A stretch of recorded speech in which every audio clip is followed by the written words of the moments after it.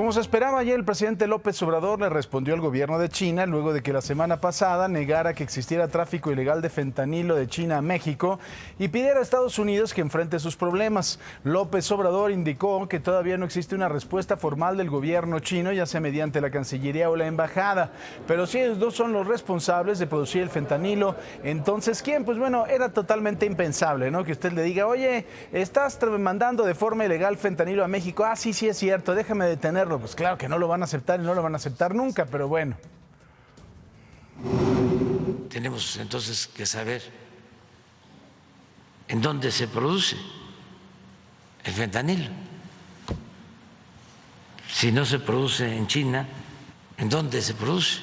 Lo que se sabe es que se utiliza y causa mucho daño. Y mire, una nueva fricción internacional ahora por el tema de los 40 migrantes que murieron en Juárez, luego de que el gobierno de El Salvador calificara como crimen de Estado la tragedia en donde precisamente murieron 7 salvadoreños. López Obrador respondió que su gobierno no actúa de esa manera y por eso ya hay detenidos y se llegará hasta las últimas consecuencias. Claro, pues están refiriendo a los detenidos de alto nivel, ¿no? A los responsables, a los que impidieron que se abriera la reja. No nos hagamos. Nosotros no somos represores, no violamos derechos humanos. Se dan estos casos lamentables que nos duelen mucho, pero el Estado mexicano no tiene como propósito violar derechos humanos. El presidente López Obrador también fue cuestionado sobre las similitudes que podría haber entre los casos del general Salvador Cienfuegos y el exsecretario de Seguridad, Genaro García Luna. Negó que estas existan, aseguró que son casos diferentes y que solo se inventaron pruebas en contra del general. Así como salí yo a defender al general Cienfuegos porque percibí de que era una injusticia, en política se tiene que tener instinto certero. Y a mí me ha funcionado eso. Ayer se llevó a cabo la audiencia de imputación de los 4 soldados detenidos por el ataque a los 7 jóvenes en Nuevo Laredo, Tamaulipas, en donde 5 de ellos murieron. Ahora la imputación fue en el ámbito civil. La Fiscalía General de la República los acusó de los delitos de homicidio calificado y homicidio en grado de tentativa. Sin embargo, la audiencia continuará mañana porque la defensa solicitó la duplicidad del término. El juez solo les impuso prisión preventiva en las instalaciones del campo militar número 1. Y el sábado se cumplió un año del asesinato de la joven Devani Escobar y todavía no se sabe qué pasó realmente y quién la mató. Por supuesto nos han visto la cara de imbéciles durante un año. ¿Se acuerda usted todavía de la conferencia de medios en la cual el director o el coordinador de servicios periciales decía que no se había ahogado, que ella había estado parada y nos mintió de forma verdaderamente asquerosa? Pues bueno, esos que son parte de los responsables no están detenidos. La fiscal de feminicidios también allá en Nuevo León se está muriendo de la risa. No, bueno, ya lo sabe, pero ni hablar. En medio de esta impunidad, ayer se llevó a cabo una audiencia virtual de las dos ex empleadas del Motel Nueva Castilla, quienes están acusadas de los delitos de falsedad de declaraciones y encubrimiento. Estas son las detenidas. Imagínense nada más, así la justicia en Nuevo León. Sus abogados solicitaron 3 meses más para aportar mayores datos antes de que se dicte sentencia, petición que les fue concedida por el juez. Hay que recordar también que se supone que la Fiscalía General de la República iba a ayudar, pues yo no sé en qué es en lo que están ayudando. Mientras aquí en la Ciudad de México las autoridades confirmaron que el incendio en la central de abasto fue provocado. Detallaron que gracias a las cámaras del C5 detectaron un sujeto que actuaba de manera inusual en las inmediaciones cuando iniciaron las llamas. El presunto responsable ya fue detenido e identificado como Marco Antonio, de 36 años, quien supuestamente inició el incendio por la disputa con su familia de una de las bodegas. Vamos al tema del metro. Ayer la jefa de gobierno, Claudia Sheinbaum, anunció el retiro de los guardias nacionales que vigilan las instalaciones durante el día. Aseguró que en las últimas 4 semanas no ha habido robo de cable y han disminuido los episodios atípicos, por lo que solo se van a mantener los agentes de noche. De una revisión permanente todas las noches para saber si, primero, quién revisa, quién baja vías, y poder tener, si hay algún problema, quiénes fueron quienes bajaron a vías. Claudia Sheinbaum también informó que fueron adquiridos 1.548 torniquetes nuevos para el metro, además de comprar 18 nuevas escaleras eléctricas y la inversión de 272 millones de pesos para la conservación y rehabilitación de otras 426 escaleras eléctricas. Van a estar viendo los usuarios cómo se van mejorando todas las estaciones, los trabajadores cómo se van mejorando los talleres y también algunas mejoras en los túneles. Mire, antes de ir a las noticias internacionales, ayer en la Cámara de los Diputados, los legisladores propusieron una vez más la discusión de la reforma que limita las facultades del Tribunal Electoral del Poder Judicial. Fue cambiada para hoy a las 9:30 de la mañana. A grandes rasgos, esta reforma busca que el Poder Legislativo sea el único poder que pueda adoptar acciones afirmativas en materia electoral. El presidente del Tribunal Electoral, el magistrado Reyes Rodríguez, hizo esta advertencia. Esta iniciativa no puede tomarse a la ligera, porque de alguna manera expresa lo que los representantes populares tienen como programa político respecto a la consolidación de los avances democráticos. Con toda la información internacional, Quique Villanueva. Quique, buenos días. Hola Paco, ¿cómo estás? Qué gusto saludarte. Oye, nos vamos a Israel porque el primer ministro Benjamín Netanyahu prometió restaurar la seguridad en el país actuando en todos los frentes tras una ola de violencia que incluyó el disparo de cohetes desde Libia, Líbano y Siria en los últimos días y 2 nuevas muertes. Ayer, el estallido de violencia coincidió con el mes de ayuno musulmán del Ramadán, la Pascua judía y la cristiana en la ciudad. Y de Israel nos vamos a Francia. En otra información, una avalancha registrada en uno de los glaciares de los Alpes franceses dejó al menos 6 muertos, incluyendo 2 guías. Según autoridades, el incidente ocurrió en el macizo del Mont Blanc. La alcaldía de la ciudad había informado que las condiciones eran buenas en el lugar y que los servicios meteorológicos no habían emitido ninguna alerta de la avalancha. Pero mire, con la naturaleza no se puede esperar alguna otra cosa como los imprevistos. Y bueno, por supuesto, saludamos con mucho gusto con la pregunta del día y también con las redes sociales a Marlene Stahl, que hoy va a estrenar obra de teatro. Hay que estar muy pendientes. Más adelante le vamos a platicar de este triunfo inenarrable en su carrera. Muchas gracias, Paco Sea. Gracias también a todos ustedes por amanecer con nosotros esta mañana de martes 5:56. Y dígame, a través de redes sociales, en nuestra pregunta del día, se cumplió 1 año del feminicidio de Devani Escobar. ¿Algún día detendrán al responsable? ¿Qué cree usted? ¿Que sí o que no? Le recuerdo que nuestras redes sociales son @imagen_sea en cualquiera de las plataformas. Ahí está la pregunta y también constantemente le estaremos compartiendo información para que esté informado durante todo el día, también a través de su celular. Paco, regreso contigo. Gracias, nosotros vamos a hacer una pausa, pero al regresar, hoy se celebra el Día Mundial del Parkinson para concientizar a la población acerca de esta enfermedad neurodegenerativa que afecta a millones de personas en el mundo. Además, el alcalde de San Felipe, Eduardo Maldonado, será investigado por el tema de las más de 100 personas que fueron secuestradas la semana pasada en San Luis Potosí. También caos y desilusión se vivieron en Ciudad Juárez. El cruce fue cerrado por algunas horas luego de que corriera el rumor entre los migrantes que podrían pasar hacia los Estados Unidos.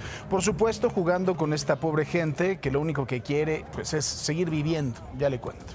En Sonora también hubo una balacera. Fue este lunes cuando presuntos sicarios se enfrentaron en Magdalena de Quino, al norte del estado, con elementos del Ejército y de la Guardia Nacional. En su intento por escapar, los sujetos armados se metieron en un hospital público en el que se intentaron disfrazar como médicos. Afortunadamente fueron localizados, identificados y detenidos. Mire, y también una cabeza humana fue dejada afuera del penal de San Francisco Tanivet, en el municipio de Tlacolula de Matamoros, en Oaxaca. Esto ocurrió luego de que fue anunciada la remoción del director del penal femenil, quien tenía presuntos vínculos con el crimen organizado. La cabeza fue encontrada en una bolsa de plástico y estaba junto con una cartulina con amenazas en contra de mandos policíacos. En el municipio de Guadalcázar, en San Luis Potosí, también se registró una balacera entre militares y civiles armados, presuntos integrantes de la delincuencia organizada. De inmediato, las autoridades desplegaron un fuerte operativo de seguridad en el que participaron elementos de la Guardia Nacional y la Guardia Civil Estatal. La Fiscalía General del Estado de San Luis Potosí confirmó que fueron rescatadas 5 personas presuntamente secuestradas. Afortunadamente, no hay personas muertas o lesionadas por la balacera. La Fiscalía General del Estado de San Luis también dio a conocer detalles de 6 operativos que permitieron la ubicación y rescate de varios grupos de indocumentados y 16 mexicanos en el municipio de Matehuala. El gobierno del estado aseguró que hasta la semana pasada no tenían conocimiento de las actividades delictivas que se realizan en su territorio, pero no tienen duda de que se trata de una red de tráfico de personas. Evidentemente debe ser una red de tráfico de personas desde el lugar donde abordan los vehículos, el Estado de México, Guanajuato, algunos otros estados, y que transitan por territorio potosino para finalmente ser privados de su libertad en Matehuala. Debe ser una red muy amplia. Por su parte, el gobernador de Guanajuato, Diego Sinue Rodríguez Vallejo, dijo que el alcalde de San Felipe, Eduardo Maldonado, será investigado por confundir y ocultar información a las autoridades del caso de los migrantes desaparecidos la semana pasada en una carretera de San Luis.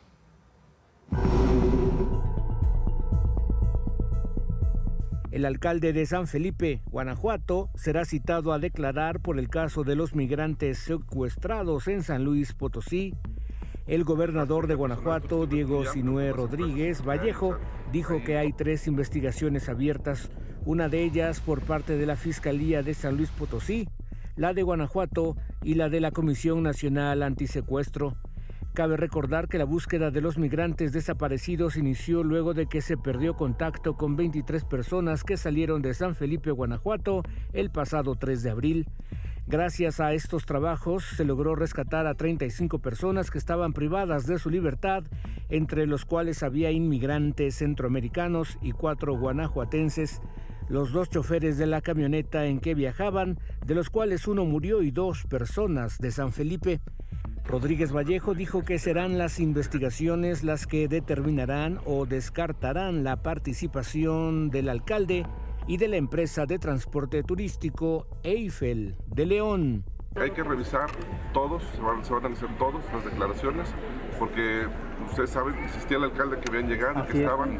Nosotros le preguntamos, digan los nombres, porque seguimos sin saber quiénes son. Y la verdad que dentro de las investigaciones pues se citarán a declarar a todos los involucrados, ¿no?, que participaron en estos hechos, levantando denuncias, dando declaraciones. Y pues bueno, yo lo que pido es que las fiscalías, tanto de San Luis, de Guanajuato y de la federal, esclarezcan esto. Con información de Luis Negrete, Imagen. Y mire, durante este mes de abril las personas físicas deben de presentar la declaración anual del impuesto sobre la renta, y una opción para que los contribuyentes la llenen de forma correcta es acudir al servicio de asesoría fiscal gratuita de la Facultad de Contaduría y Administración de la UNAM. La atención es en la División de Estudios de Posgrado de lunes a viernes de 10 a 14 horas y de 16 a 20 horas. Deben de agendar cita en el número que le vamos a poner en pantalla, que es el 55 55 50 79 98, 55 55 50 79 98. Para atenderlos deberá de presentar identificación oficial, registro federal de contribuyentes y contraseña para acceder al portal del SAT. Tras 8 meses de proceso mercantil en un juzgado federal, se declaró la quiebra de la línea Interjet de manera oficial y se ordenó el remate de sus bienes. Ante la suspensión, los bienes y derechos serán administrados por un síndico para el pago de los acreedores por un monto de 40,000 millones de pesos. Este deberá de iniciar la elaboración del inventario de todos los bienes de la línea. La quiebra se declaró a pesar de que la empresa ingresó a concurso mercantil con el que se esperaba que regresara a operaciones este 2023 luego de dejar de volar en diciembre del 2022. ¿Qué le parece si vamos a los dineros? El dólar, 17 pesos con 63 centavos a la compra y 18 pesos con 63 centavos a la venta. El euro, 18 pesos con 13 centavos a la compra y 20 pesos con 45 centavos a la venta.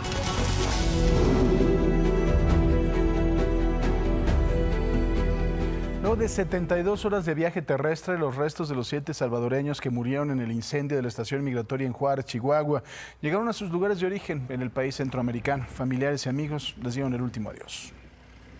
Lamentablemente la vida está dura y por eso tantísima gente que está dolida de tantos que mueren en el camino, no solo él, son bastantes madres que están sufriendo por sus hijos, por sus esposas, sus hijos que quedan, ¿verdad? Lamentablemente van buscando la mejor vida y miren qué viene a suceder. Que no sucedan ya estas cosas, que si la autoridad de México los detiene, que en el mismo día los eche para donde, si los va a tirar para la frontera, que los tire, pero que no los anden llevando a ese lugar a donde ellos van a perder su vida. Y si ustedes tienen un amigo que los quiere mucho y que no lo deja perder como él no me va a perder a mí, ni a muchos de los que estamos aquí presentes, señores, señoritas, abrácenlo, díganle que lo ama, agarren la cabeza, denle un beso en la frente, díganle que lo ama, porque el día de mañana puede ser tarde. Yo le decía a él que no se fuera, que yo lo quería aquí, conmigo. Yo quería que él estuviera siempre acá. No importa si teníamos que partir una tortilla a la mitad. Pues sí, son los dramas y las historias de cada uno de ellos, ¿no? Que parece que aquí a las autoridades nada les importa, pero no son norteamericanos, sino otra historia sería sin duda. Precisamente en Juárez, cientos de migrantes se reunieron nuevamente en el puente internacional Paso del Norte para intentar llegar a los Estados Unidos de manera ilegal. El cruce fue cerrado por algunas horas, los engañaron otra vez.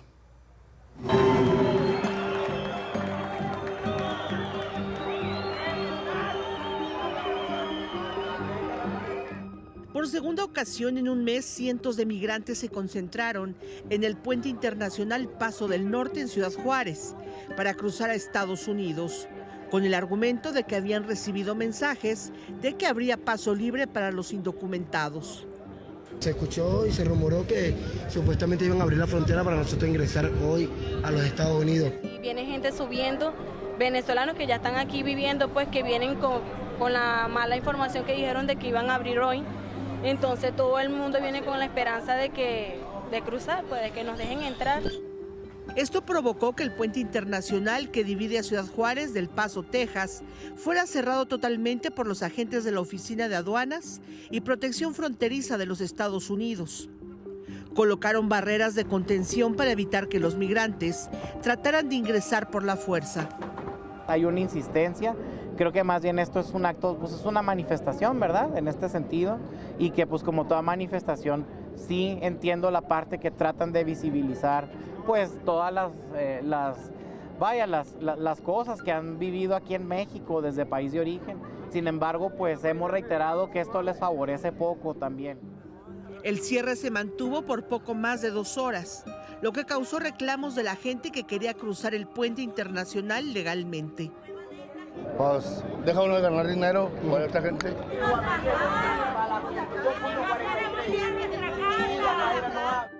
Tras la apertura del puente internacional, guardias nacionales, patrullas estatales y municipales se mantuvieron vigilantes para evitar que se concentraran de nuevo más migrantes.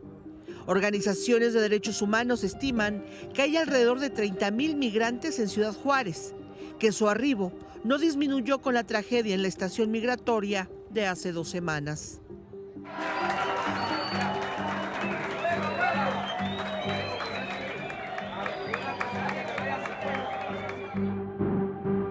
Y mire, ya apareció el comisionado del Instituto Nacional de Migración en Ciudad Juárez.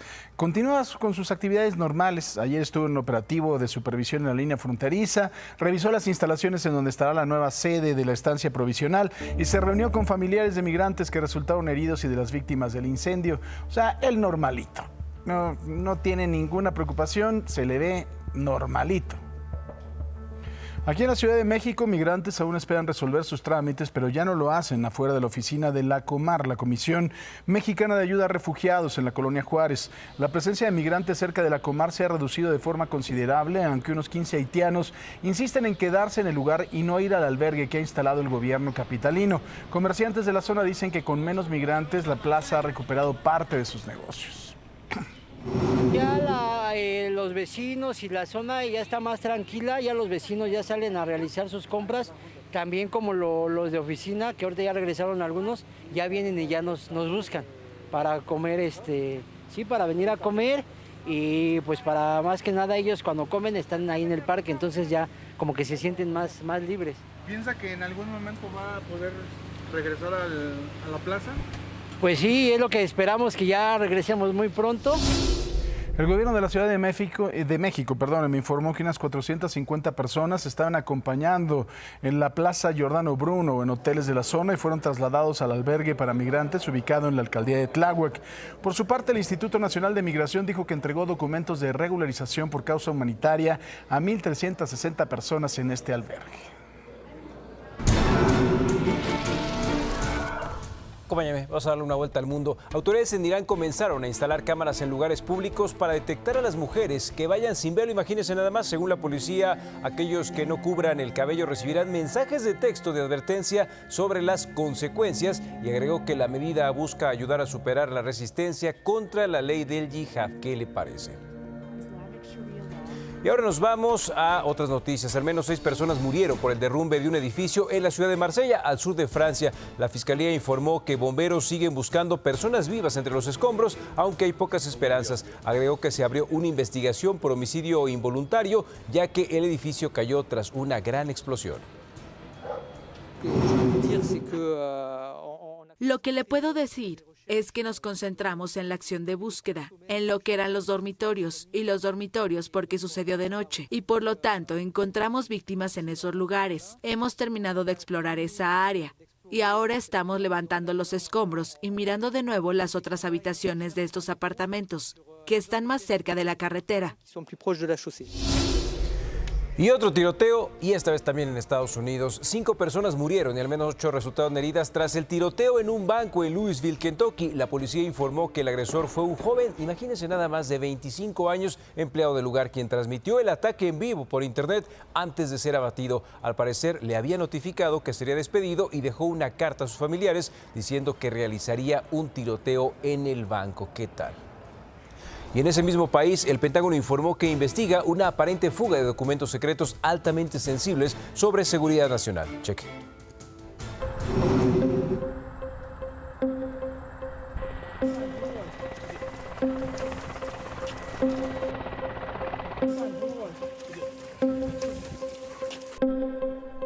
El gobierno de Estados Unidos aseguró ayer que investiga una aparente fuga de documentos altamente sensibles sobre seguridad. La filtración parece incluir evaluaciones e informes secretos de inteligencia sobre la guerra en Ucrania, así como análisis de los aliados de Washington.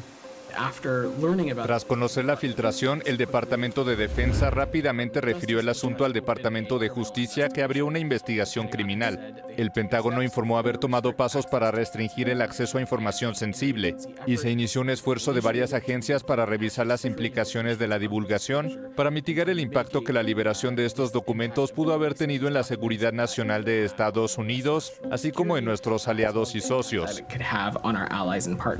Docenas de fotografías de documentos se han encontrado en plataformas como Twitter, Telegram y Discord en los últimos días. Sin embargo, es posible que algunos hayan circulado en línea durante semanas antes de que comenzaran a recibir la atención de los medios de comunicación la semana pasada. La Casa Blanca aseguró estar trabajando para eliminarlos y señaló haber estado en contacto con sus aliados internacionales sobre el asunto.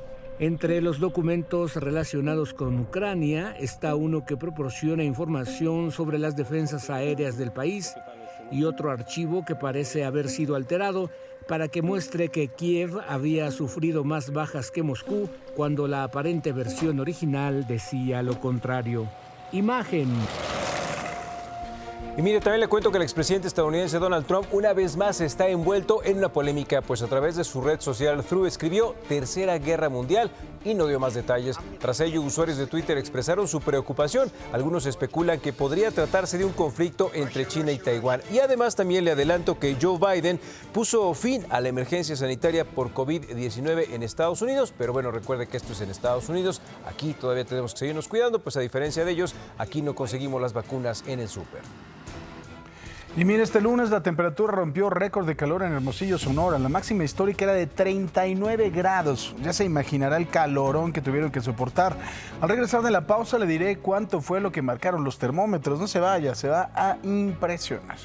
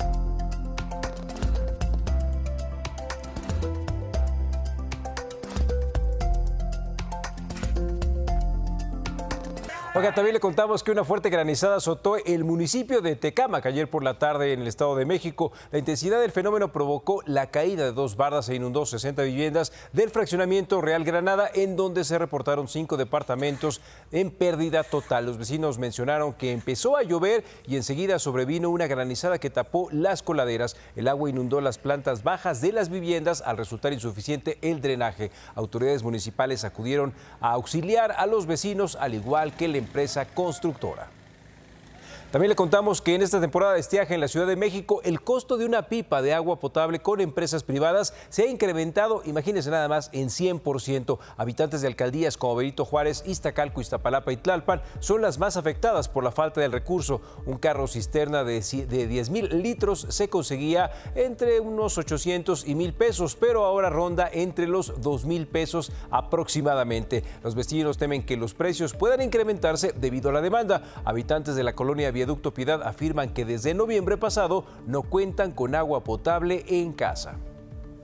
Y ahora nos vamos a Hermosillo. En esta época de calor comienzan a sentirse con intensidad. Ayer, lunes 10 de abril, la temperatura rompió récord a un alza en Hermosillo, Sonora, de los 40.5 grados centígrados, de acuerdo con datos del Servicio Meteorológico Nacional. Previamente, el récord de calor para esta fecha era de 39 grados Celsius en el año del 2014, mientras que la temperatura máxima de abril fue de 43.5 grados centígrados.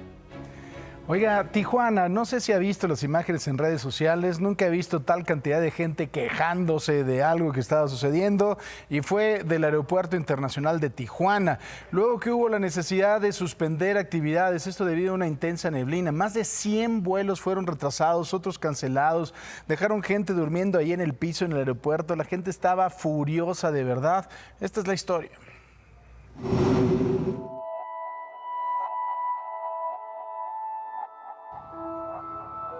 El cierre del aeropuerto de Tijuana trajo caos a los usuarios por más de 12 horas.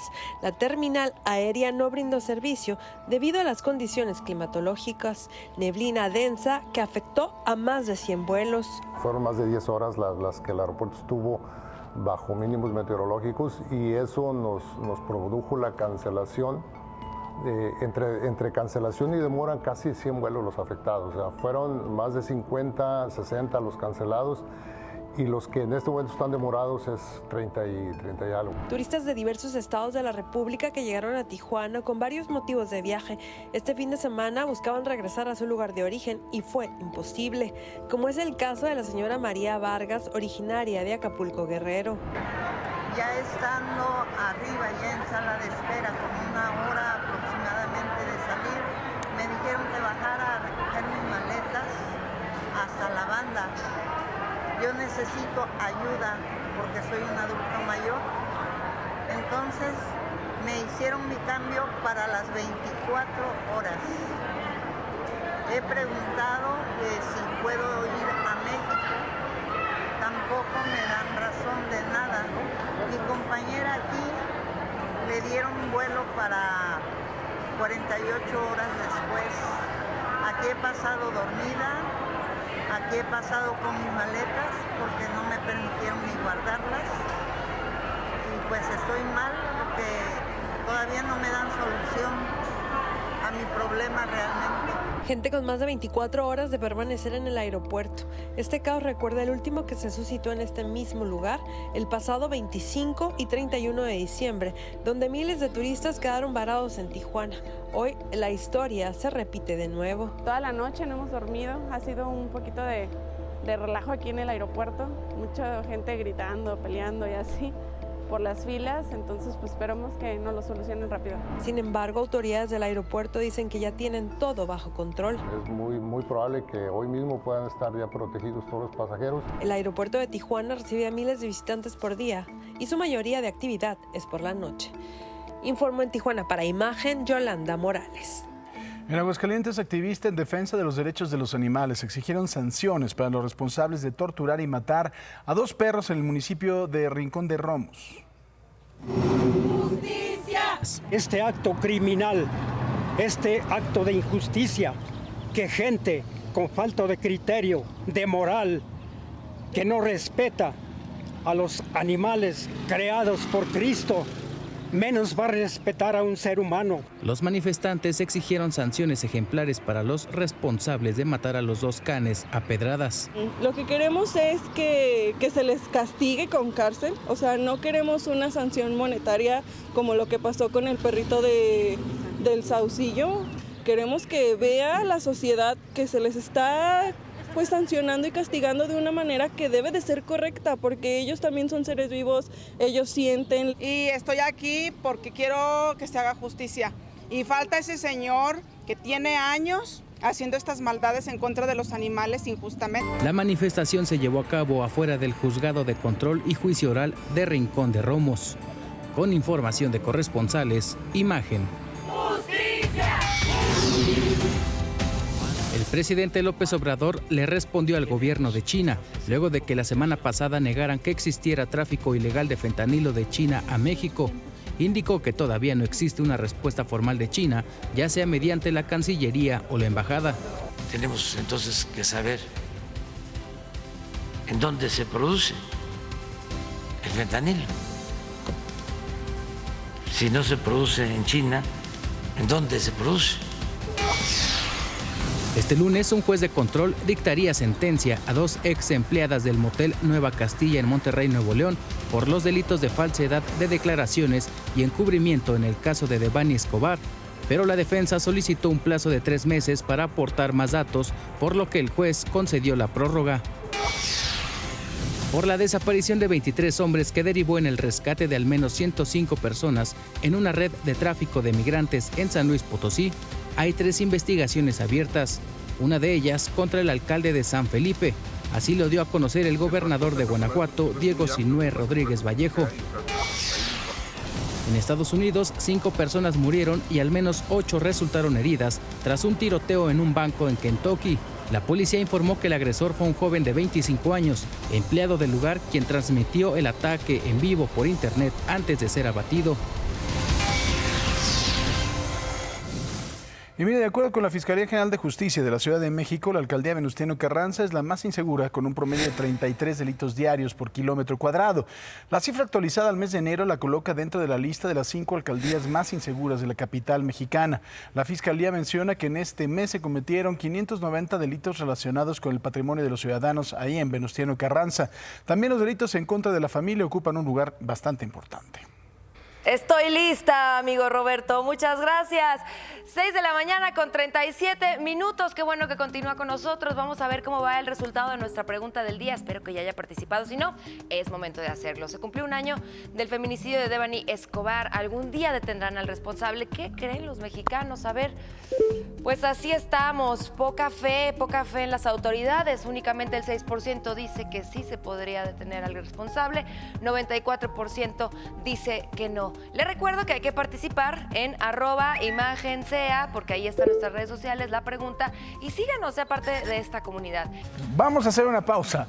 Al regresar, Guadalupe Tadei Zavala, la consejera presidenta del Instituto Nacional Electoral, encabezó su primera sesión extraordinaria al frente del INE. Al regresar de la pausa, le vamos a mostrar, por supuesto, cómo le fue. No se vaya, esto es Imagen Noticias. Ya volvemos.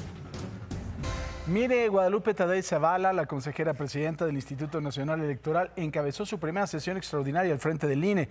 Tomó protesta a Miguel Patiño como encargado del despacho de la Secretaría Ejecutiva, que dejó vacante Edmundo Jacobo tras su renuncia. Más tarde, en otro evento, evaluó la participación de la mujer en las elecciones al gobierno del Estado de México. El Estado sí o sí tiene una gobernadora mujer. Y eso es un cambio dramático en la vida, dramático en el buen sentido, fuerte en el sentido correcto, en la vida del Estado de México. Hablando precisamente del Estado de México, tras reconocer que esta entidad es en la que se comete el mayor número de feminicidios, Delfina Gómez, candidata a gobernadora por Morena, PT y el Partido Verde, se comprometió a dedicar todos los recursos humanos, políticos y financieros para combatir y erradicar los feminicidios. Explicó que parte de su estrategia será crear la policía de género para asegurar el acompañamiento y seguimiento de los casos y buscar la coordinación entre los 3 niveles de gobierno para atender la problemática. Ya no más desaparecidas, ya no más feminicidios.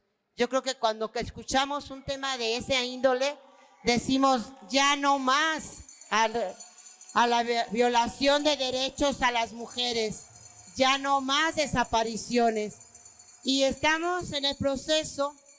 Una de las primeras acciones va a ser reunirnos con las familias de esas compañeras desaparecidas o violentadas.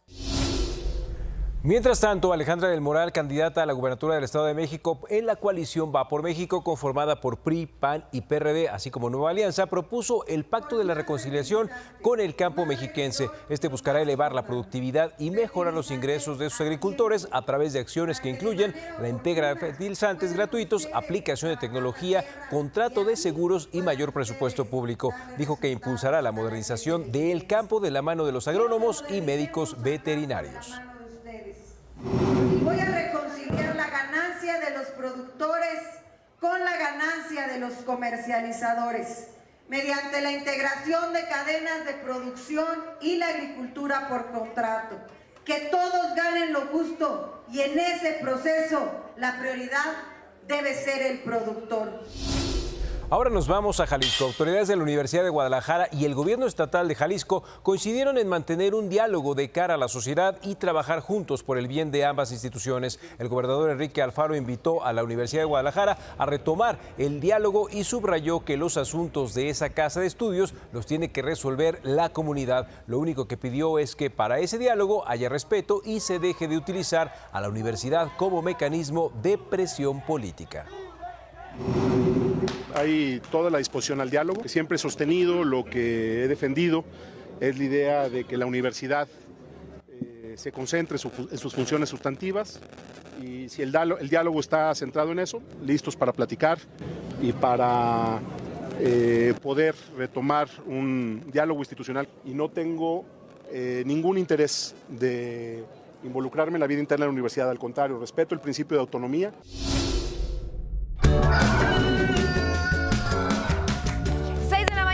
45 minutos, buenos días México, vamos amaneciendo, vamos despertando ya, levántese de la cama, tiéndala muy bonita y tómese un cafecito, aproveche para ver este amanecer divino. Desde este lugar que es maravilloso en Xcaret, allá en Quintana Roo, donde miles de personas todavía siguen disfrutando esta semana de vacaciones. Casi no nos da envidia a nosotros eso de las vacaciones. Nosotros disfrutamos venir a trabajar a las 5 de la mañana. Padrísimo. Ahí está. Saludos a Xcaret, Quintana Roo y a toda la gente que ya despertó con nosotros y se está informando aquí en Imagen Noticias. Tenemos amaneceres, mis queridos tuiteros. Muchas gracias por compartir sus imágenes con nosotros. Omar Aparicio dice: saludos al equipo de Imagen SEA desde Guadalupe, Zacatecas. Ay, muchísimas gracias. Saludos a Guadalupe, Zacatecas. Y vemos esta imagen muy linda que nos comparte mi querido Omar. Tenemos otra fotografía. Esta es de Terry García y dice: feliz día. Así amanece en Silver City, New Mexico. Saludos. Muchas gracias. ¿Qué tal? Vean qué bonito el arbolón. Gracias, mi querido Terry. Pues manden más imágenes a través de @ImagenSea en nuestro Twitter. Aquí las vamos a compartir con mucho gusto. Y por supuesto, no olviden decirlos dónde tomaron esa foto. Vamos contigo, Paco. Gracias, Marlene. A ver, ¿usted qué opina? Ayer las redes sociales estuvieron muy movidas en la Ciudad de México. Precisamente, la jefa de gobierno, Claudia Sheinbaum, anunció que Rosalía viene a México con su Motomami, que va a ofrecer un concierto gratuito en el Zócalo. Así hizo el anuncio en su cuenta de TikTok. Jefa, te hablan por teléfono.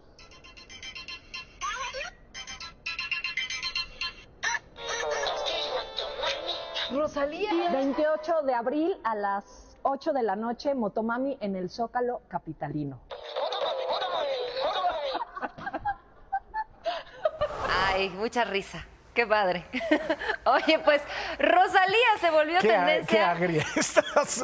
Ay, creo que no. Lo digo de corazón. Qué bueno que sí, la gente sonría y sea feliz. De corazón yo también digo que qué agria. Rosalía se volvió tendencia en redes sociales porque ayer precisamente vimos este anuncio que hizo la jefa de gobierno que viene el próximo 28 de abril al Zócalo completamente gratis para quienes quieran ir a verla. Y pues obviamente hubo revuelo porque estaban especulando que si cuánto cobra Rosalía por venir, porque ya dicen que es el gobierno de la austeridad y cómo era posible traer un artista internacional que cobrara tanto cuando hay tantas necesidades en las que se puede invertir ese dinero.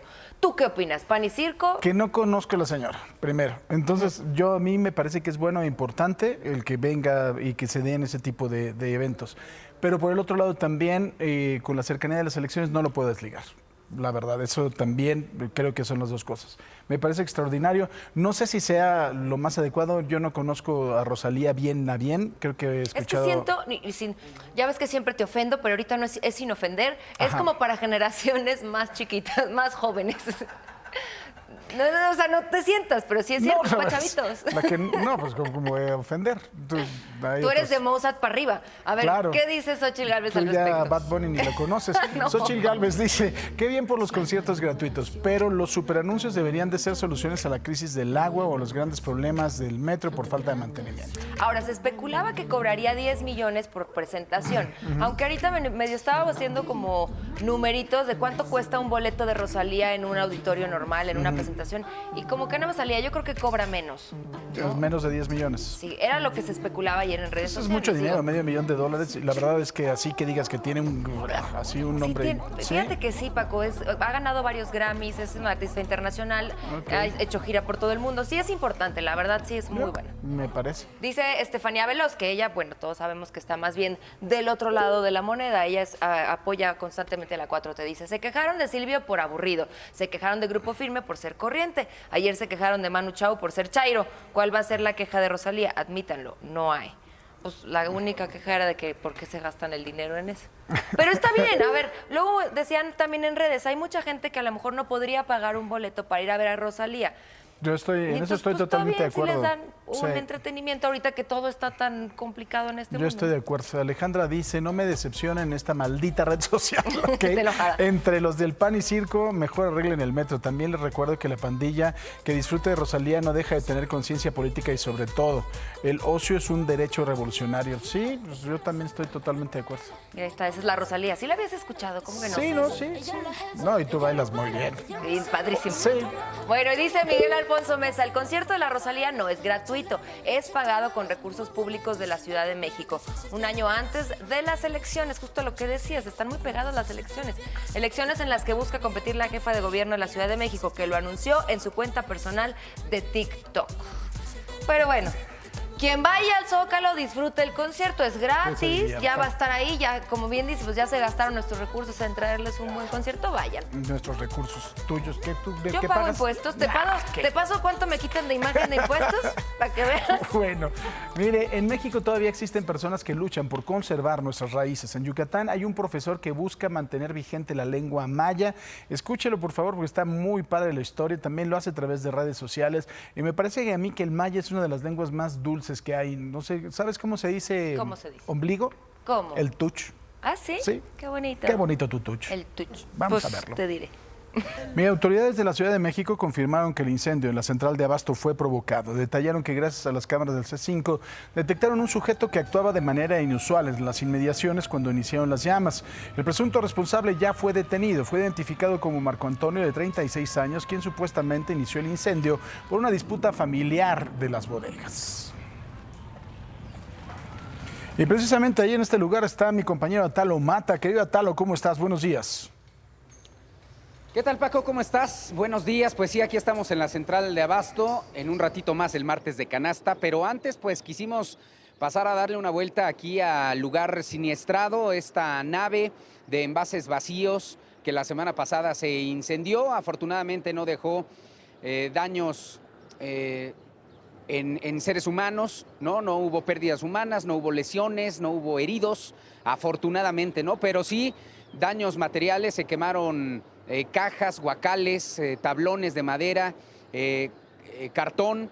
Y le pido a Gerardo Juárez que nos muestre aquí a mis espaldas, primero, pues el acordonamiento que tenemos por parte de las autoridades de la Secretaría de Seguridad Ciudadana. Incluso hay una patrulla que también está impidiendo el paso, está todo cerrado justamente para evitar el paso y que la gente, pues algunos curiosos estén entrando a esta zona. Algunas personas sí están entrando porque pues es parte de su trabajo. Esta zona todavía tiene algunas partes que no fueron dañadas en su totalidad, entonces sí están en funcionamiento. Vemos afuera de la nave de envases vacíos algunos de los tablones que estaban dentro y que fueron rescatados, pero algunos montones, estos montículos que vemos ahí afuera, pues es material carbonizado que tuvo que extraerse del interior de esta nave y posteriormente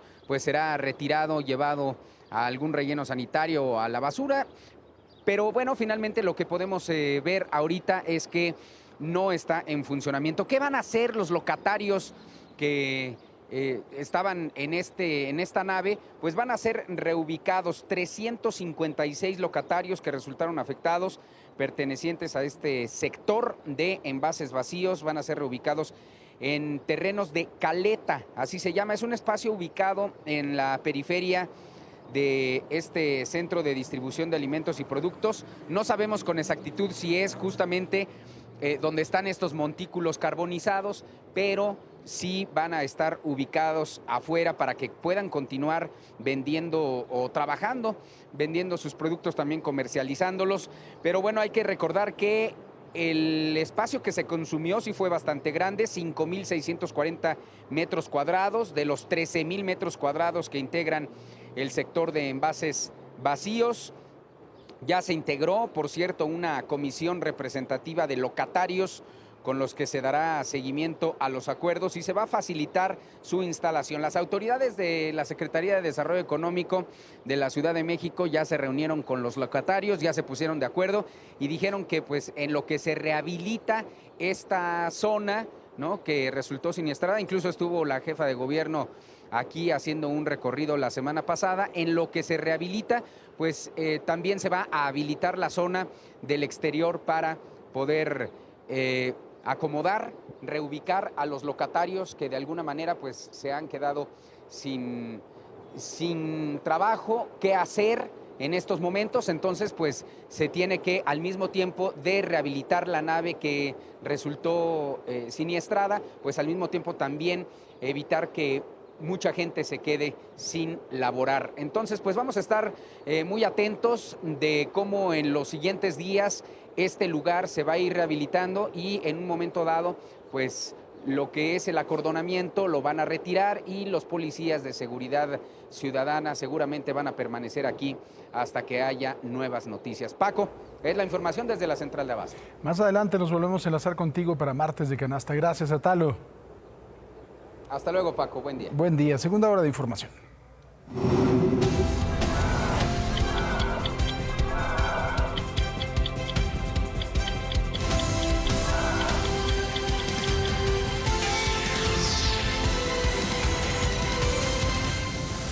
Mire, como se esperaba, ayer el presidente López Obrador le respondió al gobierno de China luego de que la semana pasada negara que existiera tráfico ilegal de fentanilo de China a México y pidiera a Estados Unidos que enfrentaran sus problemas. López Obrador indicó que todavía no hay una respuesta formal del gobierno chino, ya sea mediante la Cancillería o la Embajada, pero si ellos no son responsables de producir fentanilo, entonces ¿quién? Era lógico. El presidente lo que reclamaba era que pues venía el fentanilo de forma ilegal de China, la sustancia básica para poder fabricar las pastillas o para distribuirla. Pues bueno, obviamente no van a aceptar que es un asunto ilegal. Ahora también hay que tomar en cuenta, también de alguna forma ha apretado el gobierno chino este asunto y ya también en la India lo están empezando a producir, lo están mandando a México, pero pues bueno, que una respuesta oficial que diga, sí, nosotros mandamos fentanilo de forma ilegal y hay tráfico, perdón, pues no lo van a decir, ¿no? Tenemos entonces que saber en dónde se produce el fentanilo. Si no se produce en China, ¿en dónde se produce? Lo que se sabe es que se utiliza y causa mucho daño. En una nueva fricción internacional, ahora por el tema de los 40 migrantes que murieron en Juárez, El Salvador agradeció el traslado de los cuerpos y haber cubierto los gastos, pero fueron muy enfáticos en exigir que los funcionarios responsables de esta tragedia, que llamaron crimen de Estado, renuncien. Estamos exigiendo que los culpables de este crimen puedan pagar con cárcel. Estamos pidiendo que la Fiscalía haga el trabajo que le corresponde de hacer una investigación exhaustiva. Estamos pidiendo que nuestros sobrevivientes formen parte de la carpeta técnica de la investigación, pero sobre todo estamos exigiendo también la renuncia de las personas que son responsables de la política migratoria en México. Nuestro país está y estará muy pendiente de cada uno de los avances que se realicen en este país, porque no queremos que este hecho quede y sea uno más que quede en la impunidad. Y esto fue lo que respondió el presidente López Obrador sobre las acusaciones de que fue un crimen de Estado. Nosotros no somos represores, no violamos derechos humanos. Se dan estos casos lamentables que nos duelen mucho, pero el Estado mexicano no tiene como propósito violar derechos humanos. El presidente López Obrador también fue cuestionado sobre las similitudes que podría haber en los casos del general Salvador Cienfuegos y del exsecretario de Seguridad, Genaro García Luna. Negó que estas existan. Aseguró que son casos diferentes, que solo se inventaron pruebas en contra del general. Así como salí yo a defender al general Cienfuegos porque percibí de que era una injusticia, en política se tiene que tener instinto certero. Y a mí me ha funcionado eso. Ayer se llevó a cabo la audiencia de imputación de los 4 soldados detenidos por el ataque a 7 jóvenes en Nuevo Laredo, Tamaulipas, en donde 5 murieron. Ahora la imputación fue en el ámbito civil. La Fiscalía General de la República los acusó de los delitos de homicidio calificado y homicidio en grado de tentativa. Sin embargo, la audiencia continuará mañana porque la defensa solicitó la duplicidad del término. El juez solo les impuso prisión preventiva en las instalaciones del campo militar número 1. En Sonora también hubo una balacera. Fue este lunes cuando presuntos sicarios se enfrentaron en Magdalena de Quino, al norte del estado, con elementos del Ejército Mexicano y la Guardia Nacional.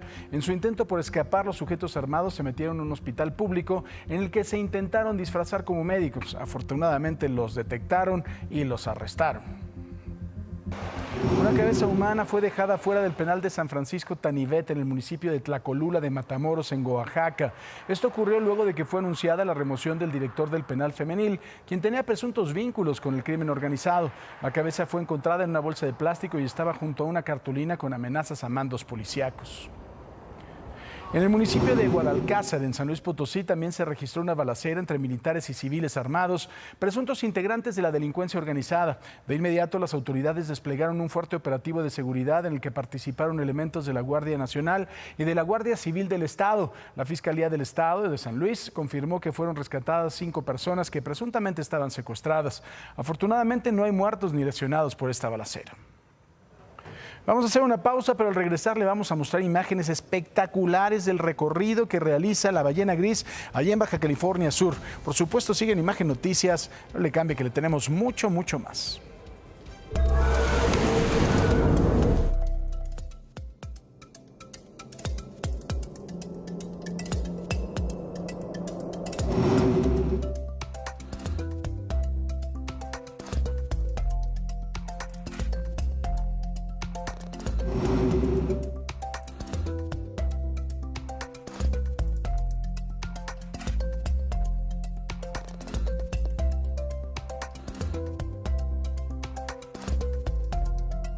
Y bueno, la realidad de los migrantes, la forma en que los engañan, que los manipulan, que los usan para cualquier cantidad de objetivos, sobre todo criminales.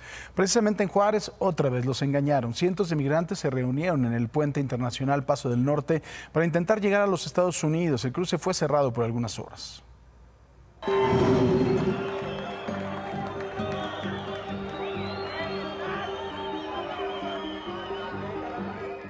Por segunda ocasión en un mes, cientos de migrantes se concentraron en el puente internacional Paso del Norte en Ciudad Juárez para cruzar a Estados Unidos, con el argumento de que habían recibido mensajes de que habría paso libre para los indocumentados.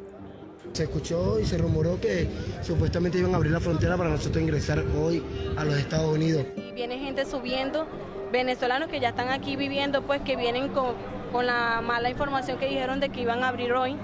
Entonces todo el mundo viene con la esperanza de cruzar, pues de que nos dejen entrar. Esto provocó que el puente internacional que divide a Ciudad Juárez del Paso, Texas, fuera cerrado totalmente por los agentes de la Oficina de Aduanas y Protección Fronteriza de los Estados Unidos. Colocaron barreras de contención para evitar que los migrantes trataran de ingresar por la fuerza. Hay una insistencia Creo que más bien esto es un acto, pues es una manifestación, ¿verdad? En este sentido, y que pues como toda manifestación, sí entiendo la parte que tratan de visibilizar, pues todas las cosas que han vivido aquí en México desde país de origen. Sin embargo, pues hemos reiterado que esto les favorece poco también. El cierre se mantuvo por poco más de 2 horas, lo que causó reclamos de la gente que quería cruzar el puente internacional legalmente. Pues deja uno de ganar dinero con esta gente.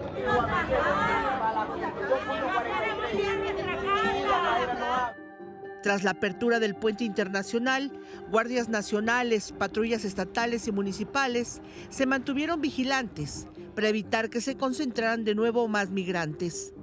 Organizaciones de derechos humanos estiman que hay alrededor de 30,000 migrantes en Ciudad Juárez, que su arribo no disminuyó con la tragedia en la estación migratoria de hace 2 semanas.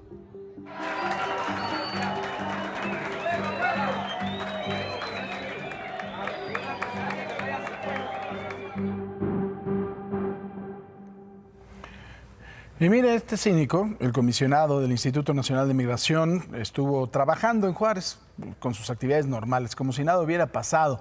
Ayer estuvo un operativo de supervisión en la línea fronteriza, también revisó instalaciones en donde va a estar la nueva sede de la estancia provisional y se reunió con familiares de los migrantes que resultaron heridos y las víctimas del incendio, como si 40 personas fueran absolutamente nada, le importa un bledo. Él sigue trabajando, no ha dicho esta boca es mía, pero bueno, ni hablar, así es la cosa. Aquí en la Ciudad de México, migrantes aún siguen tratando de resolver sus trámites, pero ya no lo hacen afuera de la oficina de la Comisión Mexicana de Ayuda a Refugiados en la Juárez. La presencia de migrantes cerca de la Comar se ha reducido precisamente de forma considerable. Unos 15 haitianos insisten en quedarse en el lugar y no ir al albergue que instaló el gobierno capitalino. Los comerciantes de la zona dicen que ya está un poquito mejor el asunto, pero que aún siguen, pues bueno, con problemas en sus negocios. Ya los vecinos y la zona ya está más tranquila, ya los vecinos ya salen a realizar sus compras, también como los de oficina, que ahorita ya regresaron algunos, ya vienen y ya nos buscan para comer, sí, para venir a comer y pues para más que nada ellos cuando comen están ahí en el parque, entonces ya como que se sienten más libres. ¿Piensa que en algún momento va a poder regresar a la plaza? Pues sí, es lo que esperamos, que ya regresemos muy pronto. El gobierno de la Ciudad de México informó que unas 450 personas que estaban ahí en la Plaza Giordano Bruno o en hoteles de la zona fueron trasladados al albergue para migrantes ubicado en Tláhuac. Por su parte, el Instituto Nacional de Migración dijo que entregó documentos de regularización por causa humanitaria a 1,360 personas en ese albergue. Nos vamos ahora hasta Zacatecas, en donde fue abierto el acceso al centro turístico Cristo de la Paz, el más alto de México y América Latina. Supera por 3 metros al Cristo Redentor de Río de Janeiro, al Cristo del Corcovado.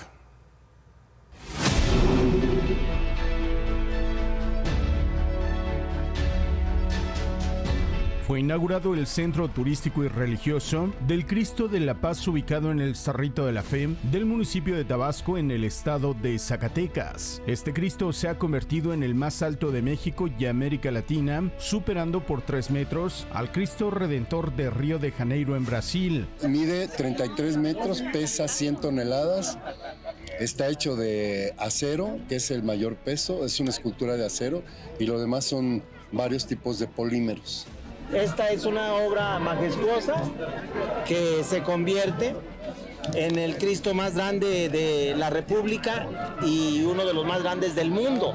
Debido al clima de violencia que vive la entidad, la imagen fue nombrada como Cristo de la Paz, con la esperanza de que su presencia traiga tranquilidad a la población. La majestuosa imagen del Cristo de la Paz, que ojalá y Dios quiera y nos proteja a todo, no nada más a Tabasco, a todo el estado de Zacatecas. Sabemos que todo el país y todo el estado está con problemas, pero ojalá y el Cristo nos dé la paz como está nombrado. Los creadores de esta colosal escultura aseguran que mientras la construían, ya llegaban peregrinos para agradecer por milagros recibidos. Cuando la cabeza todavía estaba abajo, una persona se puso, digamos que con la frente tocando la cabeza y se puso a llorar y nosotros hasta como que nos preocupamos, pensamos que algo le había pasado y nos acercamos a preguntarle si estaba bien y nos comentó que sí, que de hecho el Cristo le había cumplido su primer milagro sanando a una persona que estaba muy grave y pues la salvó, ¿no? Hasta me pongo chinita de pensarlo.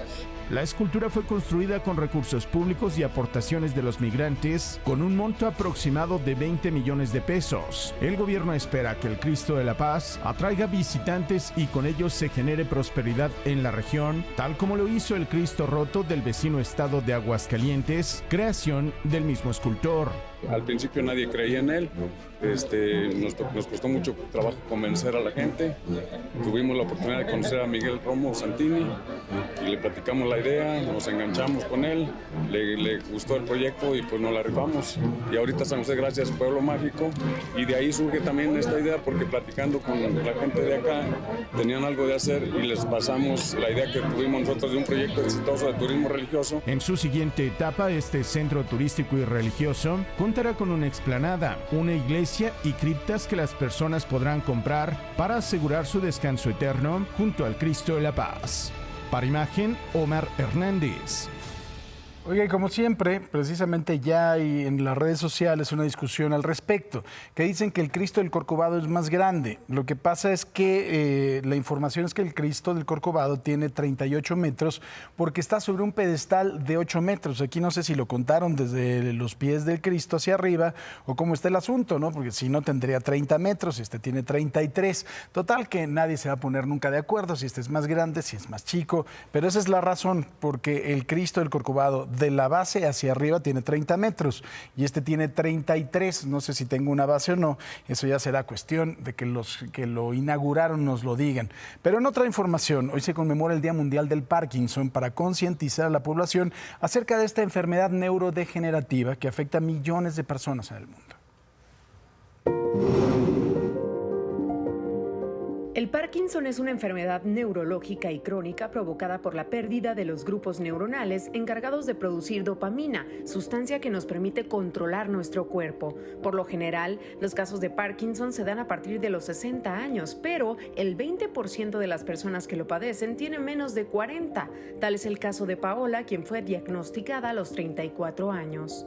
Cuando me dieron el diagnóstico sí fue algo así como que muy fuerte, no lo crees en ese momento, y menos una enfermedad como el Parkinson que la vinculamos a personas ya mayores. Entonces no fue algo que creía y pues te vas a los extremos, ¿no? al momento de averiguar qué es, pero sí es algo muy difícil de entender. Este padecimiento se vincula con temblores, aunque tiene otros síntomas como rigidez muscular, cambios en el habla, en la escritura, deterioro de la postura y el equilibrio, movimientos más lentos, apatía, falta de iniciativa y depresión, trastornos de sueño, pesadillas y sueños vívidos, presión arterial baja, entre otros. En mi vida diaria tuve que hacer varios cambios, sobre todo porque el Parkinson te frena, es algo que no lo puedes controlar, te hace hacer las cosas más lento o simplemente cosas que hacía muy fácil para mí son complicadas. Tuve que aprender a pedir ayuda. Cuando eres una persona muy activa, eso te frena, te restringe a hacer muchas cosas, entonces tuve que hacer muchísimos cambios, adaptarme a hacer cosas más tranquilas y sobre todo tratar de vivir sin estrés, ¿no? Pero, que es lo más difícil porque eso detona mucho el temblor. En 1997, la Organización Mundial de la Salud declaró el 11 de abril como el Día Mundial del Parkinson, coincidiendo con el aniversario del nacimiento de James Parkinson, neurólogo británico que en 1817 describió lo que en aquel tiempo llamó parálisis agitante. En México, según información de la UNAM, 50 de cada 100,000 habitantes pueden padecerla y la prevalencia es mayor en el sexo masculino. Además, de 10 a 15% de los pacientes tienen antecedentes familiares del padecimiento y de 85 a 90% la desarrolla sin ningún antecedente. Creo que es una enfermedad muy difícil, es una enfermedad que es degenerativa, no hay cura. Hay una forma de llevar una vida buena, una calidad de vida buena, pero siempre tienes que ser positivo tener una actitud positiva.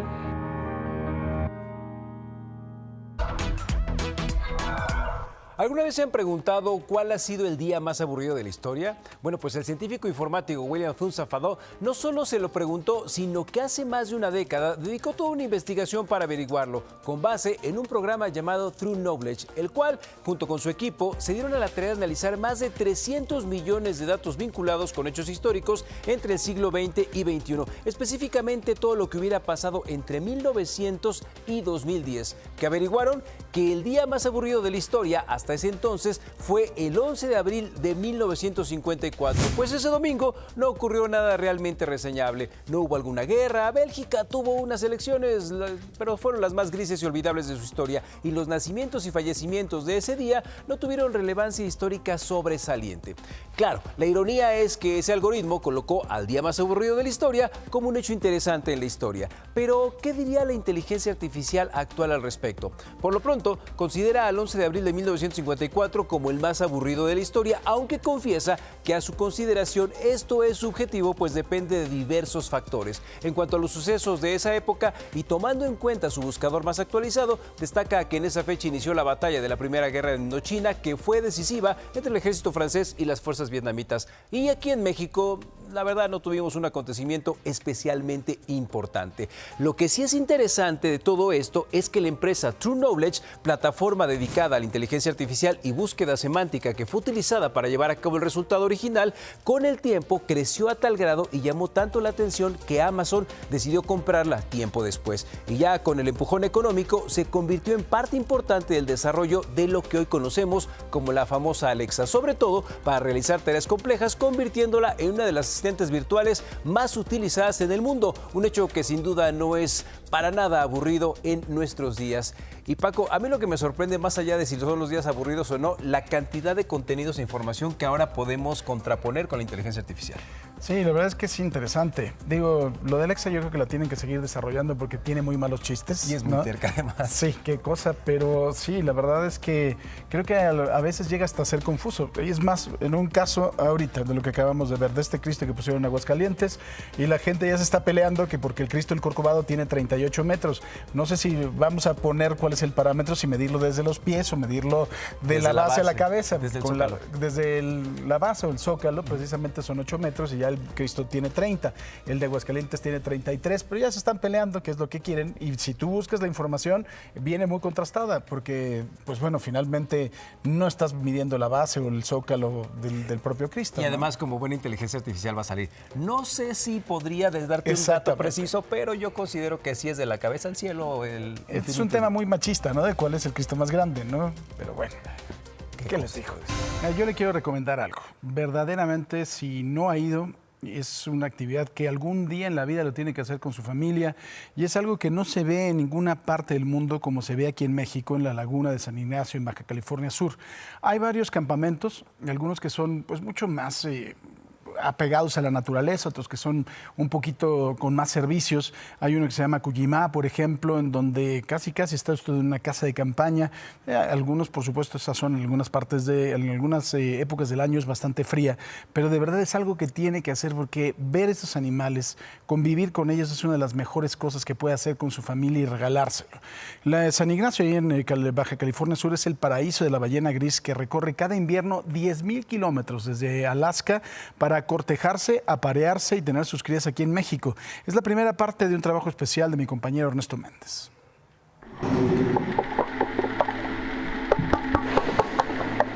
Son comportamientos que la ballena realmente viene a esto, viene lo que es aparearse y a tener a su cría. Y hoy en la mañana nos tocó mirar un poco de su apareamiento, de cómo se aparean para enseguida la hembra quedar embarazada y el siguiente año ya venir a dar a luz.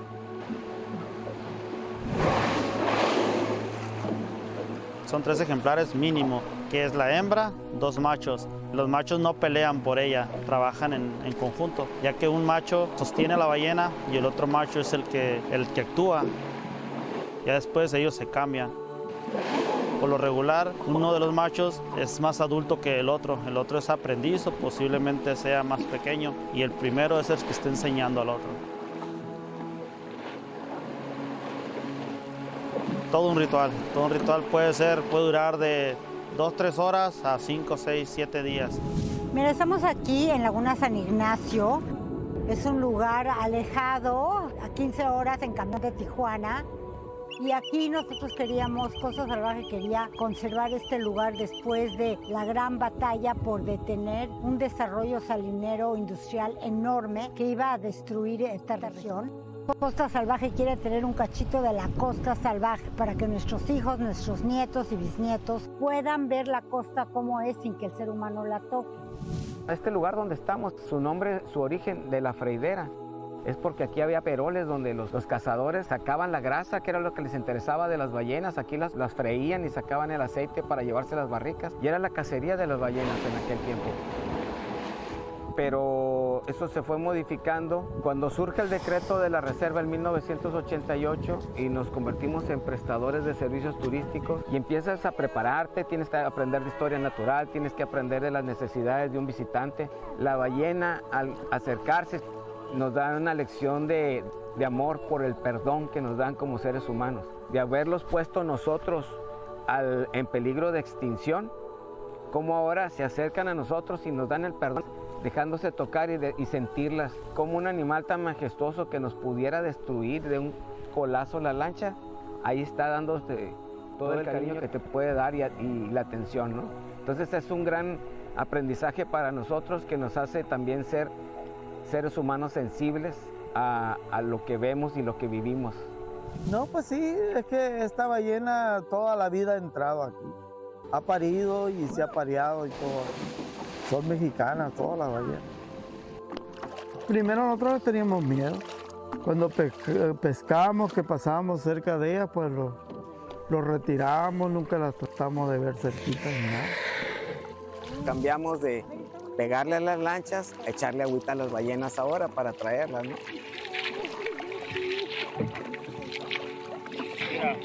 Sí, puede ser algo que sea transmitido, digamos, de madres a crías. Nosotros hemos visto en muchas ocasiones que las mamás, algunas que ya sabemos que son amistosas en algunas ocasiones, motivan a que las crías se acerquen a las embarcaciones. También otra cosa que hemos notado, por ejemplo, de media temporada, digamos, de finales de febrero, marzo, cuando las mamás ya empiezan a estar cansadas, quieren descansar y una forma de relajarse es dejándole la cría a la embarcación y ella estando en reposo muy cerca del animal, pero descansando, ya sea en superficie o debajo del agua. A veces se nos olvida que nosotros somos naturaleza también.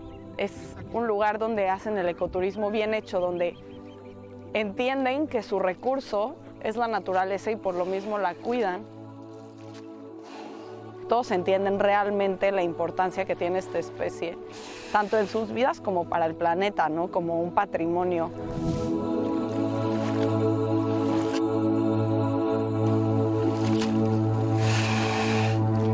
De verdad, dése la oportunidad de vivir esto que le acaba de presentar mi compañero Ernesto Méndez, porque es algo irrepetible. No tiene idea qué experiencia. Pero hoy es martes de canasta y para eso hacemos contacto con mi compañero Atalo Mata, que está en la central de Abasto. Mi querido Atalo, buenos días. ¿Qué tal, Paco? Buenos días. Oye, los niños ya deben de estar conscientes de que la semana que viene ya estarán regresando a la escuela, ya se les estarán acabando estos días de descanso. A lo mejor les caigo gordo por recordarles esto, pero las que se tienen que poner las pilas también son las mamás, porque pues son las que tienen que preparar el lunch y toda la cosa. No sé si tú ya estés listo también pensando en qué te van a poner de lunch para cuando vayas a trabajar, ¿no? Seguramente ya estás también preparándote con eso desde casa y hay que hacerlo así.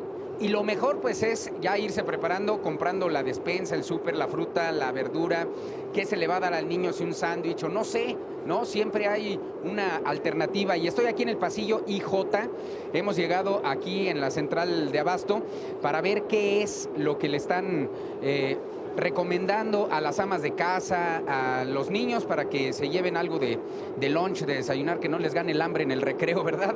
Doña Hilda, ¿cómo está? Muy buenos días. Buenos días, bien, gracias. Oiga, ¿en dónde se ubican ustedes aquí en el pasillo IJ? Estamos aquí en la central de Abastos IJ y 49. Aquí nos encontramos, ofreciéndoles lo mejor en calidad.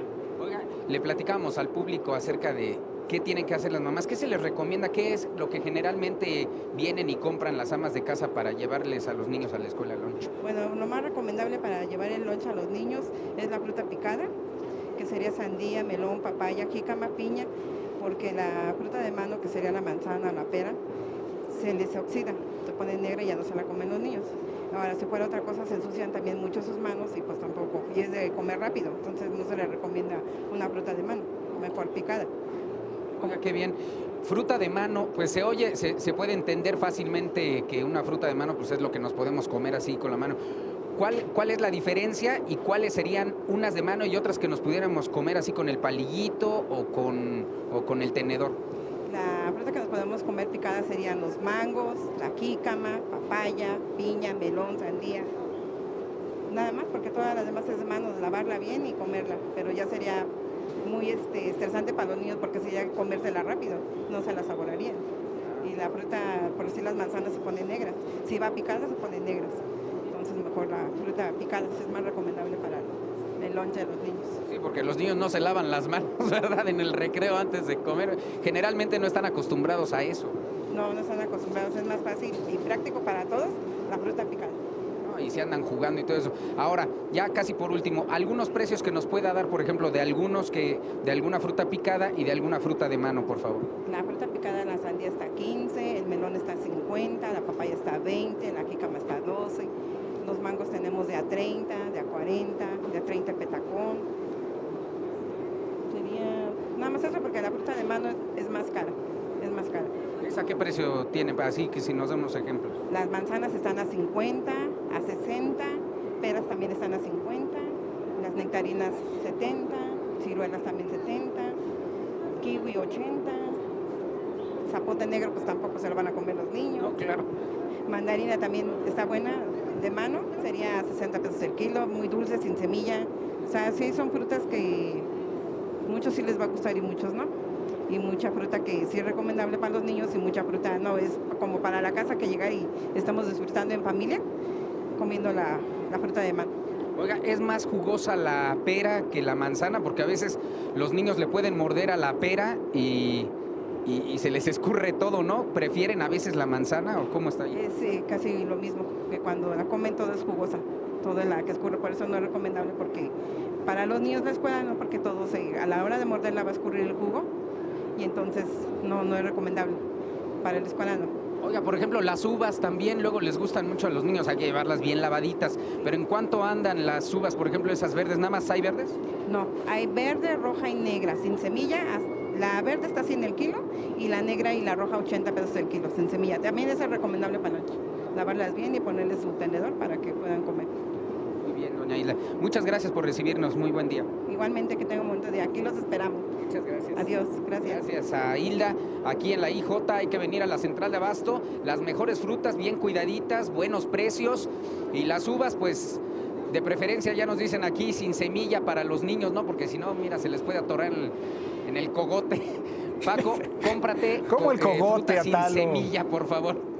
Las uvas ya procesadas, ya pisadas, en jugo.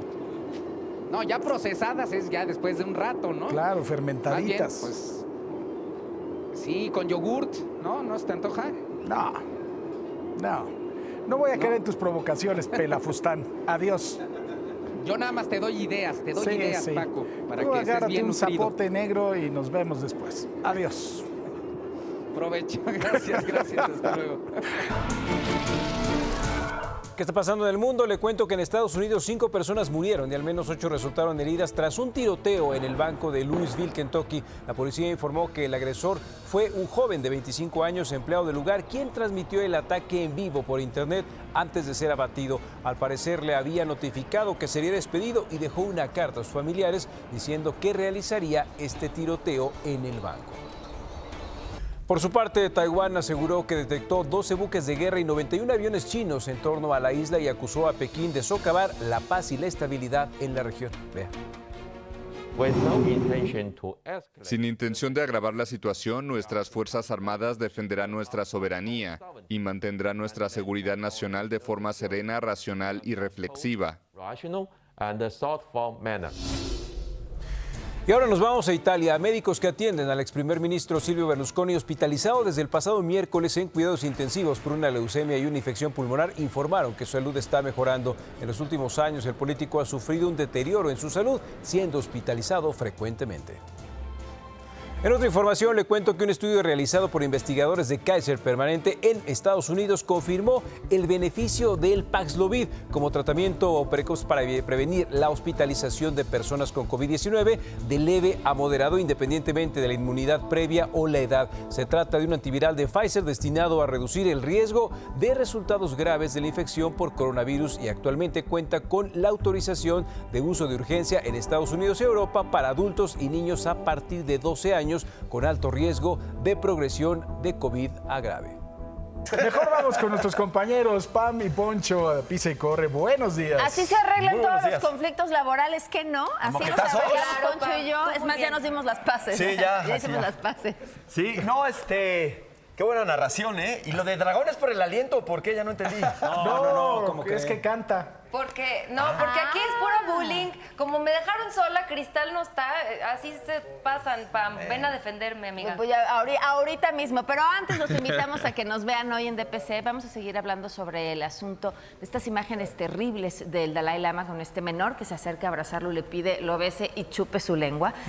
Vamos a hablar justamente con una organización que se dedica a la defensa de la infancia para entender todas las dimensiones, cómo detectar y cómo actuar ante un abuso por parte de un adulto hacia un menor. Así es que los esperamos y como en el box vamos a decir, no pierdan detalle de DPC. ¿Esto tenemos hoy?